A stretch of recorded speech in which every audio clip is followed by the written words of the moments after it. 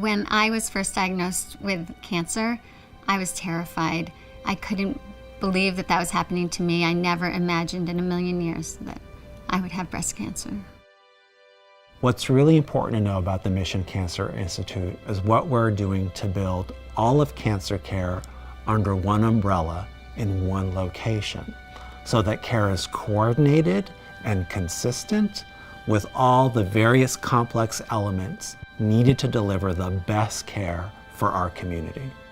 My wife had never spent a day in the hospital prior to this, and it completely not only caught us off guard, but it has disrupted our entire life. We met with Dr. Kushner, and he spent over an hour and a half with us just explaining breast cancer and my treatment options. He just said to me, Amy, everybody has speed bumps in their life, and yours is a big one, but we're here for you to get you through this. The reality is Orange County deserves to have world-class cancer care here. The county's only growing, traffic's only going to get worse. And so the idea for Mission is, how do we use the wealth we have in this community? How do we use the giving spirit of people that live in this community to capture the opportunity to build a world-class center here that can allow access to you and your family to care that you could get at USC, UCLA, City of Hope, UCSD, but you don't have to make those drives. You can keep it local, and therefore you can have more time with your family because they're local in a local hospital that we believe has the power and the capacity to do great things. Just the thought of having to travel a great distance for my medical care was a source of great stress and anguish to my wife and I. I work for a healing ministry, and I never really knew what that meant because other people were being healed there. And it was my turn. And I was being able to be treated 4 miles from home.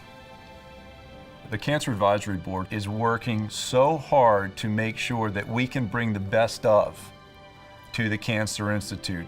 The best of clinical trials, the best of research, the best clinicians, the best support staff. And all those elements are going to play a really important role on making sure that for the next 10, 20, 30, 40, 50 years, that when someone is diagnosed with cancer in this area, they know where they're going. They know that that very first stop for the person, for the friend, for the family member is going to be the Mission Hospital Cancer Center. What's so interesting about the Sisters of St. Joseph's is their original vision to reach out and care for those in need in our community is still true today.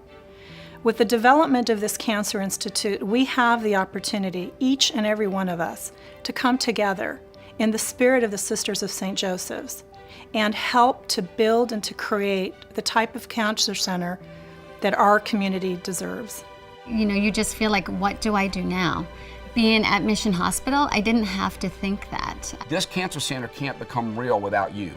The need for philanthropy to really fulfill the mission is incredibly high. We have the potential, because of the technology that exists and our access to the physician base in the academic world through the networks that we can create, that we have the chance to really do something special.